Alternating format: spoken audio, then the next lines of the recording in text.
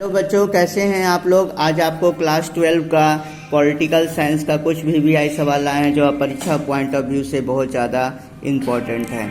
मेरा पहला सवाल है कि अमूल सहकारी आंदोलन को क्या कहा जाता है। अमूल सहकारी आंदोलन को कहा जाता है श्वेत क्रांति। श्वेत क्रांति की जो शुरुआत हमारा भारत में हुई थी, जो कि अमूल सहकारी आंदोलन से संबंधित है। अमूल सहकारी आंदोलन से संबंधित है, श्वेत क्रांति संबंधित है। अगला सवाल है, हरित क्रांति में किस श्रेणियों के किसानों के उत्थान का उभार आया।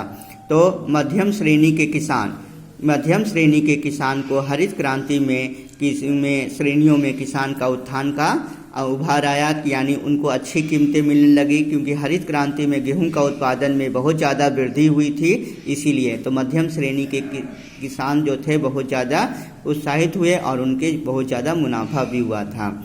अगला सवाल है, खाद्यान्न संकट के समय भारत को विदेशी खाद्य सहायता के लिए किस पर निर्भर होना पड़ा था। अमेरिका पर निर्भर होना पड़ा था। जब खाद्यान्न संकट भारत में आया था तो विदेशी खाद्य सहायता पर हमको अमेरिका पर निर्भर होना पड़ा था।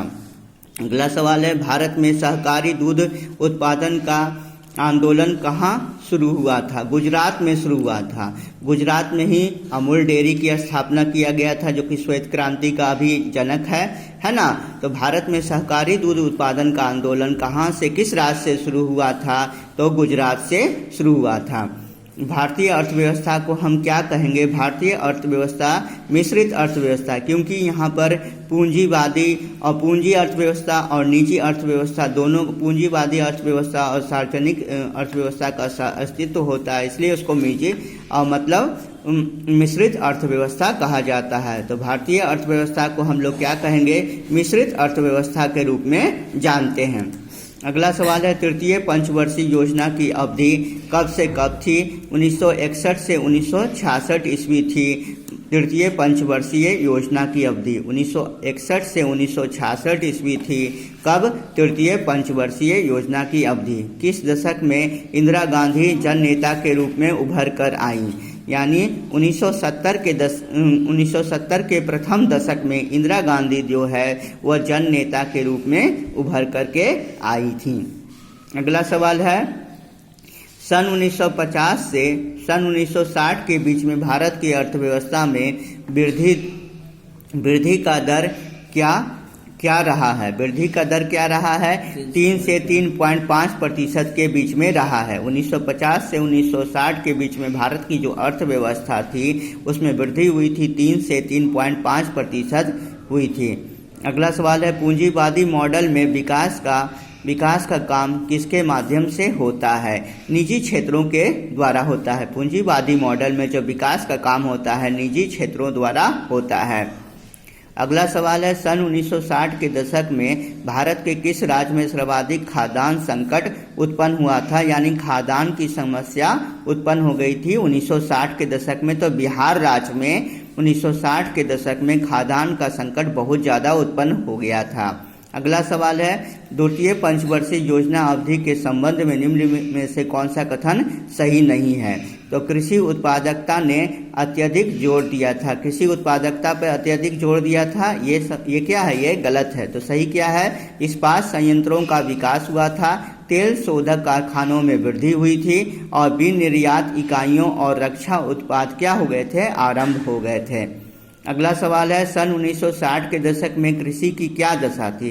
कृषि की दशा क्या थी, सामान्य थी। अब बिहार में खाद्यान्न संकट से बिहार जूझ रहा था 1960 ईस्वी में, इसलिए उस दशक में कृषि की क्या है, समान दशा रही थी।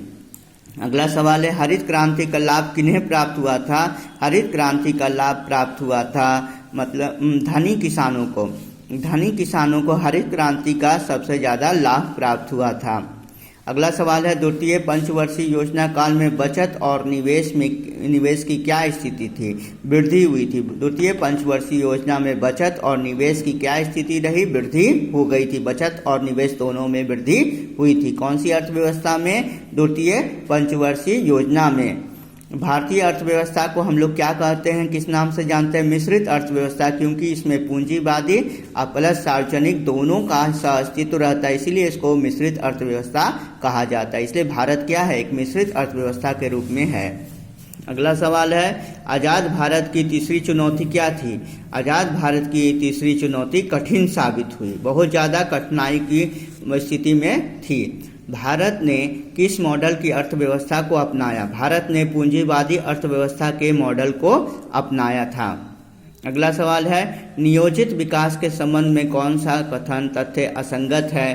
तो भारी उद्योगों में निरंतर वृद्धि हुई थी, तो ये हमारा क्या असंगत है? तो संगत क्या है? भारत में आगामी आर्थिक विकास की बुनियाद पड़ी, सबसे बड़ी विकास की परियोजनाएं इस अवधि में शुरू हुई। अगला है, बिजली उत्पादन हेतु भाखड़ा नांगल और हीराकुंड जैसी विशाल परियोजनाएं भी शामिल हैं। अगला सवाल है, भारत ने शुरुआती दौर में विकास की जो नीति अपनाई उसमें से निम्नलिखित में से कौन सा विचार शामिल नहीं था? तो उदारीकरण का जो विचार था वह शुरुआती दौर में शामिल नहीं था। तो क्या क्या शामिल था? नियोजन शामिल था, सहकारी खेती शामिल था, आत्मनिर्भरता शामिल था शुरुआत के दौर में। यानी भारत के शुरुआती दौर में विकास की नीति में नियोजन, सहकारी खेती और आत्मनिर्भरता शामिल था, और उदारीकरण जो था शुरुआती दौर में शामिल नहीं था। 1991 ईस्वी में उदारीकरण की नीति शामिल थी। किस पंचवर्षीय योजना में गरीबी हटाओ कार्यक्रम को विशेष स्थान दिया गया था? तो छठी योजना में 1980 से जो 85 ईस्वी तक चली थी उसमें गरीबी हटाओ का नारा दिया गया था। अगला सवाल है, मिल्क मैन ऑफ इंडिया का संबंध किससे है? दुग्ध उत्पादन वृद्धि से। दुग्ध उत्पादन वृद्धि से मिल्क मैन ऑफ इंडिया संबंधित है। सहकारी दुग्ध उत्पादन आंदोलन किस राज्य में हुआ था? गुजरात में हुआ था। सहकारी दुग्ध उत्पादन आंदोलन किस राज्य में हुआ था? गुजरात राज्य में हुआ था।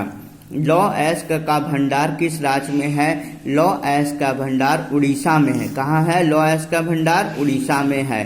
प्रथम पंचवर्षीय योजना जो 1951 से 1956 ईस्वी में थी, योजना में किसे प्रधानता दी गई थी? कृषि को प्रधानता दी गई थी। द्वितीय पंचवर्षीय योजना में किसे प्रधानता दी गई थी? भारी उद्योग को प्रधानता दी गई थी। तीसरी पंचवर्षीय योजना की अवधि क्या थी? 1961 से 1966। 1961 से 1966 जो थी तीसरी पंचवर्षीय योजना थी। भारत में हरित क्रांति के जनक कौन है? एमएस स्वामीनाथन, जो एक कृषि वैज्ञानिक है। एमएस स्वामीनाथन जो हैं भारत के में हरित क्रांति के जनक माने जाते हैं। सूचना का अधिकार किस वर्ष लागू हुआ था? 2005 ईस्वी में सूचना का अधिकार कार्यक्रम लागू किया गया था भारत में। मंडल कमीशन रिपोर्ट की सिफारिशों को किस प्रधानमंत्री ने लागू किया था? बीपी सिंह ने लागू किया गया था। मंडल कमीशन रिपोर्ट की सिफारिशों को किस प्रधानमंत्री ने लागू किया था?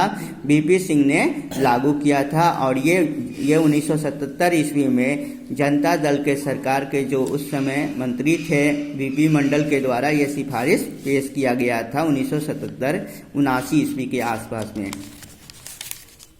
मेरा अगला सवाल है, भारत द्वारा अपनाए गए अर्थव्यवस्था का संबंध किससे है? संपूर्ण देश ने स्वागत किया था। भारत की अर्थव्यवस्था को पूरे देश ने क्या किया गया था? पूरे देश ने स्वागत किया था। चौधरी चरण सिंह ने भारतीय अर्थव्यवस्था नियोजन में किस मुद्दे को दमदार ढंग से सरकार के पास प्रस्तुत किया था? कृषि को केंद्र में रखने की बात। कृषि को केंद्र में रखने की बात चौधरी चरण सिंह ने भारतीय अर्थव्यवस्था नियोजन में रखा था।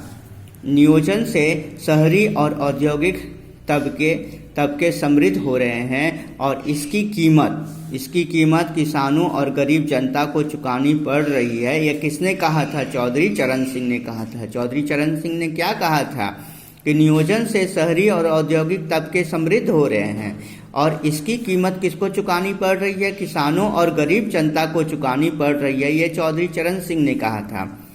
सरकार ने नव लोकतांत्रिक पहल भारत से अभियान कब चलाया था?